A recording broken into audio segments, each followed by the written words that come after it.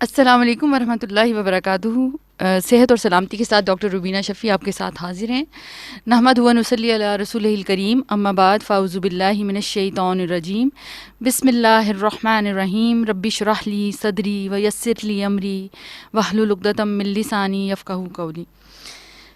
آج پروگرام کا جو حوالہ ہے وہ تھوڑا سا چینج ہے۔ کس طریقے سے کہ پہلے تو ساری باتیں ہم یہ کر رہے تھے نا کہ ہم کیا کیا پرابلمز کس طرح سے اس دنیا سے گزر رہے ہیں اور کیا کیا ہمارے مسائل ہیں۔ کبھی ٹینشن ہوتی ہے، کبھی کرائسس آ جاتا ہے، کبھی کانفلکٹ آ جاتا ہے۔ اگر سالو کر لیں تو نکل جاتے ہیں، نہ کر سکیں یا نہ کوشش کر سکیں یا توفیق نہ ملے تو نہیں ہو پاتا۔ چونکہ پروگرام کے نام سے آپ کو اندازہ ہوتا ہوگا کہ اس کا صحت اور سلامتی جو نام ہے اس کے اندر بہت زیادہ گہرے معنی ہیں۔ یعنی صحت اور سلامتی کا تعلق صرف دنیا ہی سے نہیں ہے، بلکہ ہماری موت کے بعد ہماری قبر سے بھی ہے، ہمارے حشر سے بھی ہے۔ صحت دنیا میں بہت عزیز ترین چیز ہے، مطلب یہ ہم سب جانتے ہیں۔ اگر بیمار ہو جائیں تو ہر لیول انسان کا نیچے ہو جاتا ہے۔ لیکن سلامتی کا لفظ بھی کوئی غیر اہم نہیں ہے، کیونکہ سلامتی اسلام سے ہی نکلا ہے۔ اگر اسلام کا ہم لفظی معنی لیں تو یہ سلامہ سے ہے، اور سلامہ سلامتی کو کہتے ہیں۔ کون سی سلامتی؟ جب انسان دائرہ اسلام میں آتا ہے تو وہ اپنے رب کے بنائے ہوئے اس حدود کے، اس معاملے کے اندر داخل ہو جاتا ہے جس کے ذریعے سے نہ صرف یہ کہ وہ دنیا میں سلامتی کے ساتھ رہتا ہے اور دوسروں کو بھی امن کا پیغام دیتا ہے، بلکہ اس کے ساتھ ساتھ وہ اگلے سارے امتحانات جس میں ہم ایک دوسرے کو دیکھنے کے قابل نہیں ہیں، قبر اور برزخ، یہاں پر بھی ہمیں اللہ تعالیٰ سلامتی عطا کر دیتا ہے۔ اب یہ سلامتی کا جو تعلق ہے، اس سلامتی کے تعلق سے آج میرے دل میں یہ آ رہا تھا کہ میں آپ کے ساتھ کچھ باتیں شیئر کروں، کیونکہ اگر میں ڈاکٹر روبینہ ہوں یا وہ طارق بٹ صاحب ہیں یا وہ کوئی احمد صاحب ہیں یا کوئی لائبہ ہیں، ہم سب کو چاہے ڈاکٹر ہیں، انجینئر ہیں، مزدور ہیں، چاہے امیر ہیں یا غریب ہیں، چاہے جوان ہیں یا بوڑھے ہیں، ہمیں 3 سوالوں سے گزرنا ہی ہوگا، اور اس کا تعلق ہماری دنیا سے ہے۔ اور وہ 3 سوال کیا ہیں؟ آج میری یہی کوشش ہے کہ اگر ہم ان 3 سوالوں کا اصل مطلب سمجھ گئے تو زندگی بدل جائے گی۔ قبر میں جانے کے بعد جو 2 فرشتے آئیں گے وہ ہم سے 3 سوال پوچھیں گے، صرف 3۔ بظاہر ایک بہت سادہ سا معاملہ لگتا ہے کہ ہم تو یاد کر لیں گے، ہمیں تو پتہ ہے، ہم جواب دے دیں گے، لیکن وہ 3 سوال پوری زندگی پر بیس کرتے ہوں گے۔ وہ بات بعد میں کروں گی۔ فرشتے جو کالے رنگ کے ہوں گے اور نیلی آنکھوں والے ہوں گے، وہ آ کر انسان سے پوچھیں گے، من ربو کا، تیرا رب کون ہے؟ بہت حیرت انگیز بات بتاؤں، اس کا جواب جتنے بھی ہم مسلمان ہیں نا، ہم سب دیں گے، چاہے وہ منافق ہیں چاہے مومن۔ من ربو کا، تیرا رب کون ہے؟ اور بندہ کہے گا ربی اللہ، میرا رب اللہ ہے۔ پھر وہ سوال کریں گے ما دینو کا، تیرا دین کیا ہے؟ جواب دیا جائے گا دینی الاسلام۔ اور جب پوچھا جائے گا من نبیو کا، تیرا نبی کون ہے؟ تو کہیں گے نبی صلی اللہ علیہ وسلم۔ لیکن یہ جواب اتنے آسان نہیں ہیں۔ جب پوچھا جائے گا من ربو کا تو منافق بھی اس کا جواب دے گا، لیکن بڑا سوچ کے کنفیوز ہو کر، اور اس وقت جب وہ جواب دے گا تو فرشتے یہیں بات کو ختم نہیں کریں گے، پوچھیں گے تجھے کیسے پتا تیرا رب اللہ ہے؟ تو منافق کیا کہے گا؟ وہ کہے گا سنا تھا لوگوں سے، لوگ کہتے تھے تیرا رب اللہ ہے، اور وہ فرشتے اس کے اوپر اس کو کامیاب قرار نہیں دیں گے۔ لوگوں کی سنی سنائی باتیں، برادریوں، ماں باپ سے آیا ہوا اسلام، ٹیکن فار گرانٹیڈ، یہ جو ہے وہ ہمیں کامیابی کے راستے پر نہیں چلا سکے گا۔ پھر پوچھا جائے گا ماں دینوں کا، تیرا دین کیا ہے؟ جواب دیا جائے گا دینی الاسلام۔ یہ کون سا اسلام ہوگا؟ پوچھا جائے گا، اور وہ کہے گا لوگ جو کرتے تھے میں بھی وہ کرتا تھا، جو میں کسی کو کرتے دیکھتا تھا وہ میرا طریقہ تھا، اور وہ کہا جاتا تھا کہ وہ اسلام ہے۔ اور من نبیو کا، تیرا نبی کون ہے؟ نبی صلی اللہ علیہ وسلم کی ایک شبیہ لائی جائے گی، اور آپ صلی اللہ علیہ وسلم کو ہم لوگوں نے تو نہیں دیکھا ہوگا، لیکن اب منافق بھی کہے گا سنا تھا کسی سے کہ یہ نبی صلی اللہ علیہ وسلم ہے۔ لیکن ان 3 سوالوں کے جواب پر منافق کو اس آگ کے گھڑے میں، اس قبر کے اندر، جو کہ وہ دنیا میں کلمہ پڑھا ہوا تھا نا، کیونکہ منافق کون ہوتے ہیں؟ کافر نہیں ہوتے۔ منافق کون ہوتے ہیں؟ یہودی یا نصارہ نہیں ہوتے۔ منافق وہی لوگ ہوتے ہیں جنہوں نے کلمہ تو پڑھا ہوتا ہے لیکن سنی سنائی باتوں پر زندگی چلائی ہوتی ہے۔ یہ میں نے اور آپ نے اپنا احتساب کرنا ہے، اپنا انالیسس کرنا ہے۔ اب انہی 3 سوالوں کو جب مومن سے پوچھا جائے گا، مومن سے پوچھا جائے گا من ربو کا، تیرا رب کون ہے، تو وہ کہے گا پورے کانفیڈنس کے ساتھ ربی اللہ. یہ کانفیڈنس اسے کیسے آیا ہوگا؟ اس نے دنیا میں اپنے رب کو، اپنے معبود کو، اپنے اللہ کی عبادت کر کے، اللہ کی اطاعت کر کے زندگی گزاری. اس کانفیڈنس کی وجہ سے وہ جواب دے گا ربی اللہ. اللہ اس کو یہ توفیق دے دے گا کہ وہ پورے بھروسے کے ساتھ جواب دے گا. ایک بڑی حیرت انگیز بات بتاؤں کہ جب فرشتے مومن سے سوال کر رہے ہوں گے تو مومن ایک دم کہے گا ہٹ جاؤ، میری نماز کا وقت ہو گیا. یہ کون کہے گا؟ جس نے دنیا میں نمازیں پڑھی ہوں گی، جس کی زندگی کی روٹین میں نماز سب سے زیادہ افضل ترین اور سب سے زیادہ ضروری عمل ہوگا. یہ وہی کہے گا اور فرشتوں سے کہے گا میری نماز کا مجھے نماز پڑھ لینے. تو فرشتے کہیں گے نہیں، پہلے تمہیں ان سوالوں کا جواب دینا ہے، پھر تم نے نماز پڑھنی ہے. ماں دینوں کا جب اس سے پوچھا جائے گا تو وہ جواب دے گا میرا دین دینی الاسلام. اور فرشتے پوچھیں گے یہ جواب تمہیں کیسے آیا؟ آنسر کیا ہوگا؟ میں نے دنیا میں قرآن پڑھا، اللہ کی کتاب پڑھی، اس کو سمجھا، اس پر عمل کیا، اور آج وہ میری زندگی کا حصہ رہا. اور آج میں اس کا جواب یہ دینے پر اللہ تعالیٰ نے مجھے رکھا کہ میرا دین اسلام ہے. پھر پوچھا جائے گا من نبیو کا، آپ صلی اللہ علیہ وسلم کی شبیہ آئے گی، اور آپ صلی اللہ علیہ وسلم کی شبیہ آتے ہی وہ کہے گا نبی صلی اللہ علیہ وسلم. اور جب یہ جواب دے گا تو اس وقت پوچھا جائے گا تجھے کیسے پتا؟ تو کہا کہ کہے مومن جواب دے گا کہ یہ میرے نبی صلی اللہ علیہ وسلم ہے، کیونکہ قرآن ہی کے ذریعے سے مجھے پتا چلا کہ آپ صلی اللہ علیہ وسلم اس کتاب کو آپ پر نازل کیا گیا اور آپ کے اسوہ پر زندگی گزاری. یہ آخری سوال ہوگا مومن سے اور منافق سے بھی، اور اس کے بعد یا تو اس کو ایک دلہن کی طرح سلا دیا جائے گا اور یا پھر جہنم کی کھڑکی اس کی طرف کھول دی جائے گی.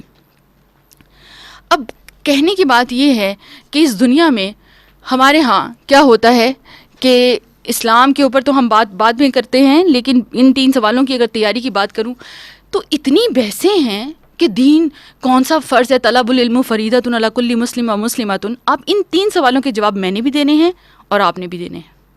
اب ذرا غور کریں کہ میں ڈاکٹر ہوں، میں ایم بی بی ایس کیا ہوا ہے، کیا ایم بی بی ایس کی بیس پر، نالج پر میں ان 3 سوالوں کا جواب دے سکتی ہوں؟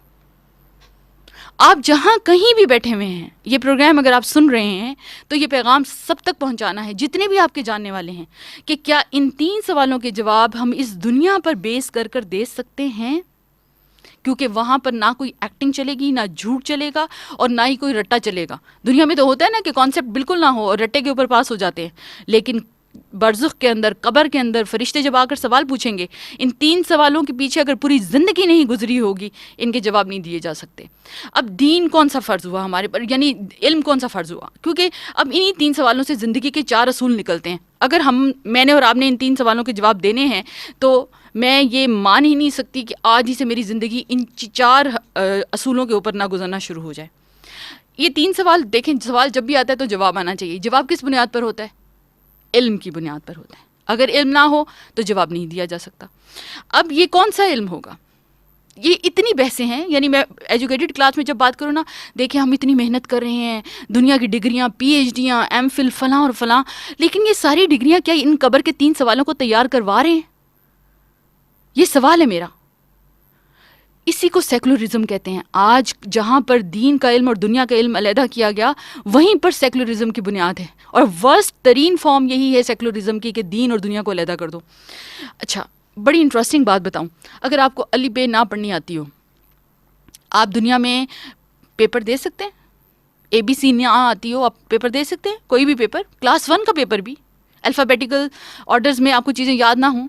اچھا چلیں قرآن کی بات کرتے ہیں یا دین کی بات کرتے ہیں. دین کا علم حاصل کرنے لگے، الف ب آتی نہ ہو تو کیا پڑھ سکتے ہیں؟ تو کیسے علیحدہ کرتے ہیں دین اور دنیا کو؟ مجھے اس سوال کا جواب چاہیے. اگر کسی کے پاس ہے تو مجھے دے کہ دین اور دنیا کیسے علیحدہ ہو گیا. ظاہر ہے مجھے کوئی بھی کام اگر کرنا ہے تو اس کے لیے مجھے علم حاصل کرنا ہے. اس علم کو میں کیسے سیپریٹ کر دوں کہ یہ چونکہ میں نے اس طرح پڑھنا ہے تو یہ تو دنیا کا علم مجھے حاصل ہوگا. تو لیکن ایک بات طے کر لیجئے، دین اور دنیا کو علیحدہ کیا نہیں جا سکتا. مومن ان کو اکٹھا رکھے گا.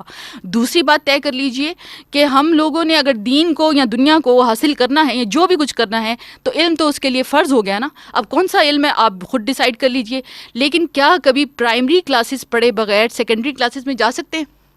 میں نہیں کہہ رہی، ریسرچز، پوری ریسرچز، کہ جب تک پرائمری نہیں ہوگی، پرائمری ریولیوشن نہیں ہوگی، الہامی کتابیں ان کا علم نہیں ہوگا، تب تک سیکنڈری جتنے بھی سورسز ہیں، وہ انٹرنیٹ ہو جائے، وہ میڈیا ہو جائے، وہ کتابیں ہو جائیں، وہ لائبریریز ہو جائیں، وہ سی ڈیز ہو جائیں، وہ آڈیو لیکچرز ہو جائیں، کوئی چیز فائدہ نہیں دے سکتی جب تک کہ پرائمری ریولیوشن نہیں ہوتی. آپ کا بچہ 5th کلاس نہ کرے، آپ کو کون سا اسکول 6 میں ایڈمیشن دے گا؟ پہلی 5 کلاسیں ضروری ہیں؟ یہ ذرا سی سوچنے کی بات ہے. تو پھر کس طریقے سے ہم اس کو سیگریگیٹ کر دیتے ہیں کہ قرآن علیحدہ چیز ہے، دین کو پڑھنے کے لیے مدرسے جانا پڑے گا، اسکولوں کو پڑھنے کے لیے. یہی سب سے بڑی مصیبت ہوئی جب انگریز نے مدرسوں اور اسکولوں کو علیحدہ کر دیا. یہی وہ کام تھا جس کے اوپر آج ہمیں کام کس چیز پہ کر رہے ہیں؟ انہی ڈفرینسیشنز کو ختم کرنا ہے. آج ہمارے ہاں مصیبت بن گئی ہے. جو پڑھے لکھے لوگ ہیں وہ دین اور وہ پڑھے ہیں وہ علماء بن گئے، جو ادھر آگے وہ ڈگریاں لے کے پی ایچ ڈی ڈاکٹرز بن گئے. انڈرسٹینڈنگ کی بات یہ ہے کہ یہ دونوں چیزیں تو اکٹھی تھیں. کیا ابو علی سینا نے قرآن نہیں پڑھا تھا؟ کیا وہ سائنٹسٹ نہیں بنا تھا؟ کیا خوارزمی نے میتھس کے فارمولاز نہیں نکالے تھے؟ یہ وہ لوگ تھے جنہوں نے دین کو ایز اے پرائمری ریولیوشن لیا، اور اس کے بعد دنیا کا جو علم تھا اس کو بھی ساتھ ساتھ لے کر چلے. کوئی چیز بھی ہمیں حرام تو نہیں کی اللہ نے. آج اگر میں آپ کے ساتھ یہ سب کچھ ڈلیور کر رہی ہوں تو یہ میں ڈاکٹری کی بنیاد پہ تو نہیں کر رہی، یہ قرآن اور سنت کی بنیاد پہ کر رہی ہوں. یہ جو کچھ میں نے سیکھا ہے وہ قرآن و سنت سے سیکھا ہے. لیکن ڈاکٹری بھی کر رہی ہوں، کیوں مجھے ڈاکٹری حرام تو نہیں ہو گئی؟ لیکن ان چیزوں کو ساتھ لے کر چلنا ہی تو آنا چاہیے. میں مزدور ہوں، میں درزی ہوں، میں کوبلر ہوں، میں جہاں پر بھی ہوں، جتنا بھی میرا ایک حلقہ احباب ہے اس کے اندر مجھے اس علم کو پانا ہے. آج یہ طے کر لیجئے، کسی بھی پروفیشن میں ہیں آپ، سیکیٹرسٹ ہیں، آپ پروفیسر ہیں، انجینئر ہیں، بی بی ہیں، 100 دفعہ ہوں، لیکن یہ پرائمری ریولیوشن کا علم حاصل کرنا پڑے گا. اس قرآن و سنت سے اپنا تعلق جوڑنا پڑے گا. اب وہ سیکھنے کا کیا طریقہ ہوگا؟ آج تو اتنے ریسورسز اویلیبل ہیں کہ ایک بٹن کے کلک پر آپ کو قرآن کا سیکھنا سکھانا کوئی فیسیں نہیں دینی پڑ رہی ہوتی ہیں اور آپ حاصل کر سکتے ہیں. لیکن ارادہ تو کریے. ان 3 سوالوں کے جواب دینے کے لیے آج ہمارے پاس یہ طے تو ہو جائے، وہ سلامتی جو ہمیں آگ سے بچانے والی ہے اس کے لیے یہ 3 سوال تیار تو کر لیں. اور تیاری کے لیے یہ جتنے بھی ریسورسز اور کریکولم ہیں یہ دنیا میں ہے. قبر میں کسی نے قرآن پڑھانے نہیں آنا. وہاں پر کوئی FM 1 اور 2.2 نہیں ہوگا کہ سوالوں کے جواب آ جائیں. صرف اور صرف اس دنیا میں اگر اپنی زندگی کو اس ایفرٹ پر لگا لیا، اس کوشش کے ساتھ زندگی گزارنی شروع کر دی، تو کچھ بھی اللہ نہیں لیتا. یہ ایک اہم ترین بات آج فیصلہ کرنا ہے میرا پروگرام سن کر. آج اس فقیر صاحب نے بھی جو میرا پروگرام اس عمر میں 60 سال کی سنتے ہیں، کہ قرآن کو جتنا بھی ہم پڑھ رہے ہیں اور سیکھ رہے ہیں، اور ایک لفظ سنسیریٹی کے ساتھ، ایک بات اور، پری آکوپائڈ نہیں رہنا. جتنے فرقے مسلکیں پیچھے جو کچھ بھی تھا، پہلے اپنے آپ کو خالی کرنا ہے، پھر قرآن اندر جاتا ہے. بھرے ہوئے گلاس میں مزید کوئی چیز ایڈ نہیں کی جا سکتی. اپنے آپ کو خالی سارے تعصب سے، فرقہ واریت سے، ہر طرح کی اس طرح کی تمام متعصب سوچوں سے جو کہ ہمیں چھوٹا کر رہی ہیں، ہمیں خالی کر کے پھر اس قرآن سے اپنا تعلق جوڑنا ہے. اور یقین مانیں، اللہ سے سچی تڑپ کے ساتھ اس علم کو حاصل کرنے کی کوشش کریں. ہو ہی نہیں سکتا کہ اللہ وہ اسباب فراہم نہ کرے جس کے ذریعے سے اللہ ہمیں ہدایت نہ دے دے اور ہمیں آخرت میں سلامتی کے رستے پر نہ، کامیابی کے رستے پر نہ اٹھائے. ایک چیز طے ہو گئی. اب علم کون سا علم چاہیے؟ بہت آتا ہے جی، مجھے بہت آتا ہے، لیکن کوئی بھی علم اس وقت تک فائدہ نہیں کر سکتا جب تک کہ وہ عمل میں نہ ڈھلے. کیونکہ میں یہ شرط لگانے کو تیار ہوں کہ جتنے بھی ہمارے پروگرام کے آڈینس ہیں اور جتنے بھی باقی سارے لوگ ہیں، کیا سب کو یہ پتہ نہیں ہے کہ جھوٹ نہیں بولنا چاہیے؟ یہ علم ہے کہ نہیں؟ کیا سب کو پتہ نہیں ہے کہ مومن کے اوپر نماز فرض ہے؟ یہ علم ہے کہ نہیں؟ کیا سب کو پتہ نہیں ہے کہ لوگوں کو دھوکہ نہیں دینا چاہیے؟ یہ علم ہے کہ نہیں ہے؟ کیا سب کو پتہ نہیں ہے کہ حسن اخلاق ہونا چاہیے؟ لوگوں کے ساتھ بات کرنے میں ایک اللہ تعالیٰ کو حسن اخلاق، حسن کا جو لفظ ہے نا، یہ صرف آپ دیکھیں اخلاق کے اندر ہی آتا ہے. احسن اعمال آتا ہے، لیکن اخلاق حسن کے ساتھ آتا ہے، خوبصورتی کے ساتھ آتا ہے. یہ علم ہے کہ نہیں ہے؟ پھر بھی ہم گالیاں نکال رہے ہیں، پھر بھی ہم جھوٹ بول رہے ہیں، پھر بھی ہم دوسروں کو دھوکہ دے رہے ہیں، پھر بھی ہم چھوٹے بڑے کا امتیاز کر رہے ہیں. کیا یہ علم میرے اور آپ کے پاس، سب کے پاس ہے کہ نہیں؟ اس عمل کو کرنے کے لیے قرآن کا سورس چاہیے. قرآن وہ قوت عطا کرتا ہے کہ انسان کے دل میں وہ شوق پیدا ہوتا ہے کہ میں اپنے رب کی معرفت کے ساتھ لوگوں کے ساتھ معاملے میں بہتری سے بہتری کرتا چلا جاؤں. اتنے دکھ کی بات ہے کہ لوگ اکثر یہ بات کر رہے ہیں، بھئی یہ داڑھی والوں کو دیکھو یہ جھوٹ بولتے ہیں. خدا کے لیے آپ داڑھی بھی رکھ لیجیے، آپ جھوٹ بھی نہ بولیے. یہ کس قسم کی باتیں ہیں؟ آپ داڑھی بھی رکھ لیجیے اور جھوٹ بھی نہ بولیے. یہ تو اس سے یہ کنکلوژن تو نہیں نکلتا کہ داڑھی والے جھوٹ بولتے ہیں، تو داڑھی والوں نے داڑھی تو رکھی ہوئی ہے نا، آپ جھوٹ بھی چھوڑ دیجیے اور داڑھی بھی رکھ لیجیے، لیکن اس سے کیا سیکھا کہ داڑھی بھی نہ رکھو. سبحان اللہ. مطلب لرننگ کا پوائنٹ ہے نا. ویسے میں تو ان چیزوں کے اوپر جب معاشرے میں لوگوں کو سنتی ہوں تو میں اکثر حیران ہوتی ہوں کہ اللہ، واقعی وہ بھی کہہ رہے ہیں کہ ہم نے لرن کیا. کسی عقل مند سے پوچھا گیا نا کہ آپ ہمیں بتائیں گے کہ آپ نے عقل کہاں سے حاصل کی، تو انہوں نے جواب دیا بے وقوفوں سے. جو وہ کرتے ہیں وہ میں نہیں کرتا. یہ تو لرننگ ہو گئی، لیکن یہ کیسی لرننگ ہو گئی کہ میں نے عقل جو ہے وہ کس سے حاصل کی ہے، یا میں بے وقوفوں کی طرح بے وقوف بننے کی کوشش کر رہا ہوں. تو پلیز لرننگ کے جو پوائنٹس ہیں ہم لوگوں کو پازیٹیو لرن کرنا ہے. ہمیں وہ لرن کرنا ہے. اگر والدین ظلم کریں بچوں کے اوپر تو بچوں کو کیا سیکھنا چاہیے کہ ہم اپنے بچوں کے اوپر ظلم نہیں کریں گے. یہ لرننگ ہے. یہ کہاں سے لرننگ آ گئی کہ جو میرے باپ نے کیا وہ میں اپنے بیٹے کے ساتھ کروں گا. اب اسی طرح سے علم پھر عمل پر بیس کرتا ہے، اور بات بھی یہی ہے جب انسان کے عمل میں آتی ہیں نا چیزیں تو پھر کیا ہوتا ہے، پھر وہ علم روشنی بن جاتا ہے، نور بن جاتا ہے. وہ اللہ نور السماوات والارض والی جو آیت ہے نا، اس کے اندر کیا ہے کہ وہ دلوں کو نورانی کر دیتی ہے. یہ بڑا ایک پیارا سا سرکل ہے. مثال کے طور پر ہم نے آج ارادہ کر لیا کہ اب میں نے نماز پڑھنی ہے، میں نے نہیں چھوڑنی ہے، اور اس پہ میں نے ساتھ کوشش شروع کر دی. دعائیں کریں، صدقہ کریں، اللہ سے اپنی نماز میں خشوع مانگیں، جماعت کی نماز کو اپنی محبت بنائیں. جماعت کی نماز میں 27 گریڈز اجر زیادہ ملتا ہے. اتنا زیادہ. اگر میں آپ سے یہ کہوں کہ آج آپ فلاں کام کریں گے اس کے اوپر آپ کو 27,000 روپیہ زیادہ ملے گا تو سب بھاگیں گے اس کام کی طرف. ایگزیکٹلی یہ اللہ کا جو اجر ہے یہ روپوں سے کم تو نہیں ہوگا نا. اس کی ویلیو تو بہت بڑی ہے. یہ تو سونے اشرفیوں سے بھی زیادہ ہوگا، لیکن فی الحال ہمیں نظر نہیں آ رہا. لیکن یہ ایک دنیا میں ملنا تو ہے. تو پھر میکسیمم کی طرف ہمیں جانا چاہیے نا. لیکن ہم ہمیشہ منیمم کی طرف، کم از کم میں اس سے تو بہتر ہوں. علم اور عمل یہ ایک دوسرے کے ساتھ انٹر ریلیٹڈ ہے.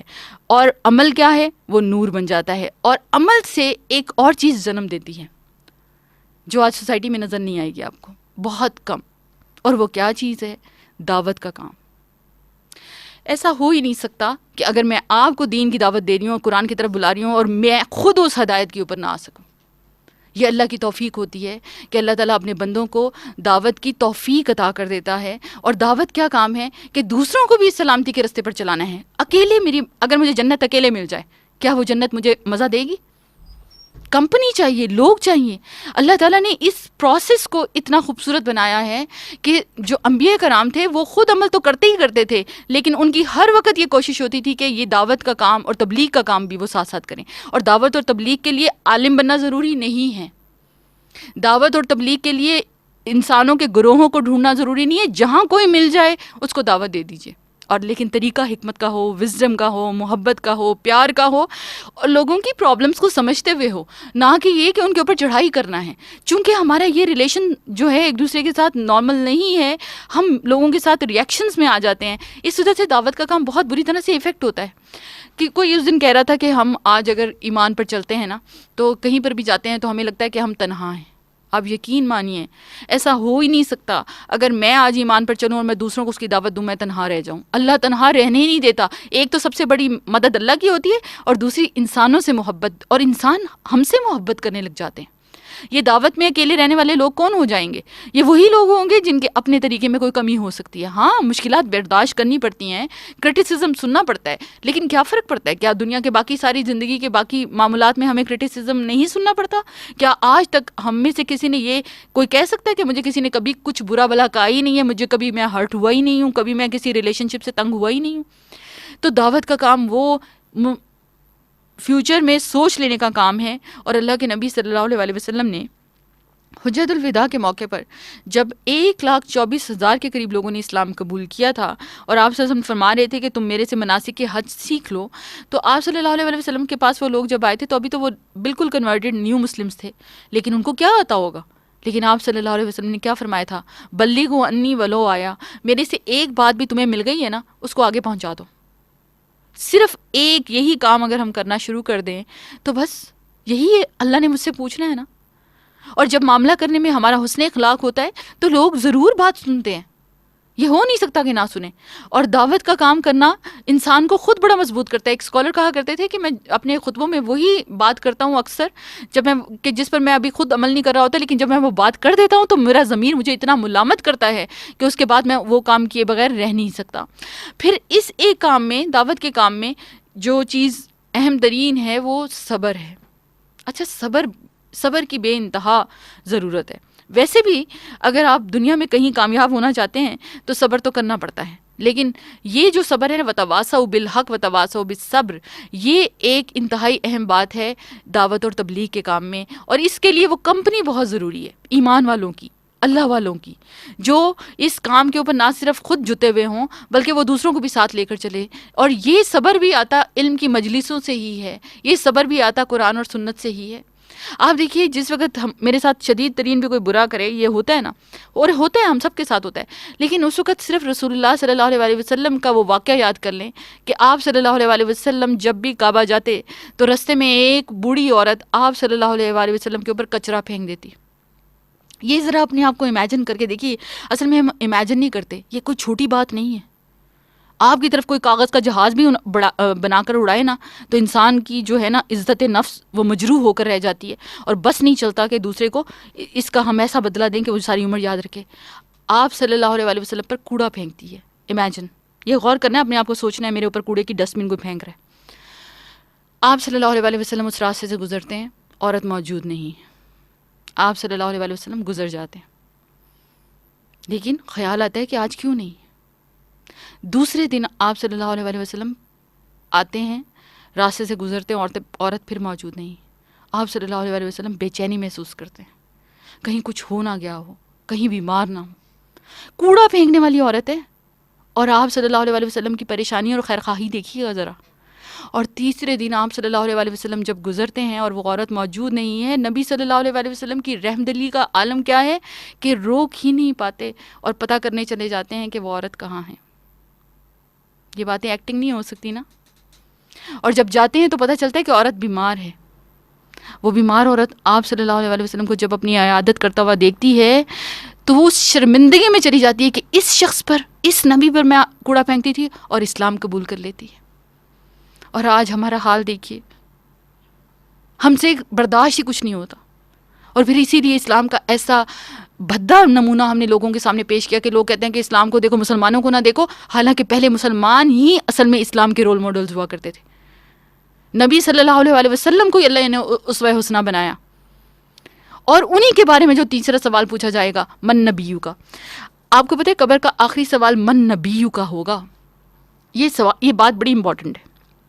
کس طرح؟ من نبیو کا آخری سوال ہے. کیوں پوچھا جا رہا ہے کہ نبی صلی اللہ علیہ وسلم کی سنت پر زندگی گزاری کہ نہیں. یہ میں جو بات کرنے لگی ہوں نا، اس کو سمجھ گئے نا تو میرے خیال میں تعصب کی ہر چیز کو چھوڑ دیں گے. آج ہمارا حال یہ ہے کہ فرض پر تو ہم قائم رہنے کو پھر بھی تیار ہیں، نماز پڑھنا، بہت سارے اور کام کرنے کے لیے، لیکن ذرا غور کریں کہ سنت پر زندگی گزارنا انتہائی مشکل ہے، کیونکہ اتباع سنت میں سارا تعصب ختم ہو جائے گا، اور سنت رسول صلی اللہ علیہ وسلم پر ہی سارا فساد ہے. یہ اتنے دھڑے اور اتنے فرقے بن سکتے تھے اگر سب ایک سنت رسول پر ہوتے. نماز پھر پڑھنے کو تیار ہیں، لیکن سلو کما رأیتمونی اصلی، میرے طریقے پر نماز پڑھو جیسے میں نے سکھایا. اتنا فساد. اتھینٹک سورسز کو جا کے دیکھیے ذرا، بائسس کو پڑھے بغیر صرف حدیث کو پڑھنے کی کوشش کریے، آپ کو کتنی کلیئر باتیں سمجھ آتی ہیں. لیکن نہیں، تم نے تو اپنی سمجھ سے سمجھنا ہی نہیں، تم نے تو سمجھنا ہی دوسروں کی سمجھ سے. جن لوگوں نے خیر کے کام کیے ہیں، لیکن کیا اللہ نے دین کو آگے روک دیا؟ اجتہاد کو آج روک دیا؟ کیا آج کے دور میں اجتہادات کی ضرورت نہیں رہے گی؟ آج کسی عالم کی ضرورت نہیں ہوگی ہمیں؟ یہ غور کرنے کی باتیں ہیں. اس وقت جو کچھ ہو رہا ہے اس پر غور کریے کہ ہماری زندگی میں یہ سب چیزیں جو ہیں یہ کس طریقے سے ہمیں افیکٹ کر رہی ہیں. تو سارا صرف اور صرف ایک نبی صلی اللہ علیہ وسلم کی سنت پر آنے کی ضرورت ہے. اور آپ یقیناً سارے یہ سوچ رہے ہوں گے کہ ہم سنت رسول پر تو ہیں. اس بات کو میں مزید ڈسکس نہیں کروں گی، ہم سب جانتے ہیں کہ ہم کس طریقے کے اوپر ہیں. اور جس وقت طریقہ رسول اللہ صلی اللہ علیہ وسلم کا اپنایا جاتا ہے، میرا اور آپ کا اختلاف ختم ہو جاتا ہے. میں کہتی ہوں کہیں اختلاف رہ ہی نہیں سکتا. اللہ کے نبی صلی اللہ علیہ وسلم نے فرمایا فمن رغب سنتی، جس نے میری سنت سے انحراف کیا، منہ موڑا، فلیس منی، وہ مجھ سے نہیں ہے۔ کہاں کھڑے ہوں گے ہم جب آپ صلی اللہ علیہ وآلہ وسلم حوض کوثر کا پانی پلا رہے ہوں گے؟ تو کیا ہم ان لوگوں میں، کیا آج سوچیں کہ ہم ان میں شامل ہونے کے قابل ہیں؟ اور ایک بہت بڑا گروہ آئے گا جس کو رسول اللہ صلی اللہ علیہ وسلم پہچانیں گے کہ یہ میری امت سے، تو کہا جائے گا نہیں یا رسول اللہ علیہ وسلم، یہ وہ لوگ ہیں جنہوں نے آپ کے بعد وہ چیزیں ایجاد کر لی جو دین نہیں تھا۔ اس لیے غور کر کے زندگی گزاریے۔ یہ قبر کے 3 سوال دنیا میں عمل چاہتے ہیں، اور یہ ساری باتیں میں نے آپ کو ساری کی ساری باتیں اتھینٹک ریسورسز پر بتائی ہیں۔ یہ علم، عمل صالح، دعوت اور صبر، یہ کون سی بات کی ہے؟ یہ سورہ عصر فرض ہے جو میرے اور آپ کے اوپر۔ والعصر ان الانسان لفی خسر الا الذین آمنوا وعملوا الصالحات وتواصوا بالحق وتواصوا بالصبر۔ اگر یہ کام کر رہے ہیں تو امید ہے کہ اللہ کامیاب کر دے، اگر یہ نہیں کرے تو ہم تو ٹوٹل رسک کے اوپر ہیں۔ اور رسک والا بندہ کتنا کامیاب ہوتا ہے یہ آپ دیکھ لیں۔ آج دنیا کے امتحان میں 2 سوال بھی آپ کو نہ آتے ہوں، 3 بھی نہ آتے ہوں، تو آپ پاس نہیں ہو سکتے۔ کہاں اس قیامت کے دن اور کہاں اس قبر کے اندر ہمیں سارے آنسرز آ جائیں گے۔ ان خوش فہمیوں سے نکل آئیے۔ رسول اللہ صلی اللہ علیہ وآلہ وسلم کی شفاعت کس کو نصیب ہوگی؟ بِإِذْنِ اللہ ہوگی۔ کیا اللہ کبھی بے انصافی کر سکتا ہے؟ اور رسول اللہ صلی اللہ علیہ وآلہ وسلم فرمایا کرتے تھے، فاطمہ رضی اللہ عنہا جو ان کی دل کا ٹکڑا تھی، کہ فاطمہ دنیا میں جو میرے سے مدد لے سکتی ہو، صفیہ پھوپھو جو مجھ سے مدد لے سکتی ہو لے لو، لیکن قیامت کے دن میں تمہاری کوئی مدد نہیں کر سکوں گا۔ کیا وہ رسول ہماری شفاعت ہمارے ان اعمال کی بنیاد پر کروا دیں گے؟ اور انہی 3 سوالوں کو اگر ٹینشن بنانا ہے تو بنا لیں۔ یہ جتنے بھی پروگرامز کیے ہیں نا پیچھے، ٹینشن، پھر کانفلکٹس، پھر اس کے بعد ہم نے اس کے اوپر کرائسس کے اوپر بات کی، یہ ساری مسائل حل ہو جائیں گے جس وقت یہ 3 سوال ہماری زندگی کا مقصد بن جائیں گے۔ ٹینشن یہ بنائیے، یہ آخرت کی ٹینشن دنیا کی ساری ٹینشنوں سے نکال کر باہر لے آئے گی۔ اس کو قبر کے لیے کرائسس نہیں بنانا، ورنہ کانفلکٹ تو صرف تصادم ہوا کرتا ہے اور اللہ سے کوئی جیت نہیں سکتا۔ کرنے کی بات یہی ہے، اگر یہ 3 سوال ہماری ٹینشن بن جائیں اور یہی ہمارے قبر کے کرائسس ہمیں بچا لیں، تو انشاءاللہ وہ وقت دور نہیں کہ آج امت مسلمہ ان 4 مقاصد کے اوپر، اس میں عمران سرور صاحب کا بھی وہی مقصد ہوگا، اور اس میں ڈاکٹر روبینہ شفیع کا بھی وہی ہوگا، اور اس میں میرے خیال میں ہر سننے والے کا یہی مقصد ہوگا۔ یہ ہماری زندگی کا حاصل ہونا چاہیے، کیونکہ باقی سارے کام تو کرنے ہیں، کھانا پینا بھی ہے، سونا جاگنا بھی ہے، کپڑے بھی پہننے ہیں، لوگوں سے بھی ملنا ہے، لیکن جب مقصد یہ ہوگا تو دنیا کی ان جھمیلوں میں اور الجھنوں اور ٹینشنوں میں کوئی ٹینشن ہوتی ہی نہیں ہے۔ یقین مانیں، فائنل کی پروف کی تیاری کی ضرورت ہے۔ اپنی دنیا کی فکروں سے نکلنے کا ایک طرح سے یہ سلامتی والا پروگرام اگر آپ دیکھیں نا تو یہ کنکلوژن ہے دنیا کے وہ سارے مسائل کا حل ہے جو ہم نے پیچھے ڈسکس کیے، اور دیکھا جائے تو کتنی آسان ہو جائے گی زندگی۔ شوہر اگر کچھ کمیوں کے ساتھ ایز اے پیکج قبول کر سکتے ہیں، اس کے اندر جو بھی پرابلمز ہیں، اور یہ آخرت کے 3 سوالوں کو ہم اپنے لیے مقصد بنا لیں، تو زندگی آسان ہوتی چلی جائے گی۔ مجھے اجازت دیجیے، آپ کی میزبان ڈاکٹر روبینہ شفیع، صحت اور سلامتی سے۔ السلام علیکم ورحمۃ اللہ وبرکاتہ۔ سبحانک اللہم و بحمدک، نشہد ان لا الہ الا انت، نستغفرک و نتوب الیک۔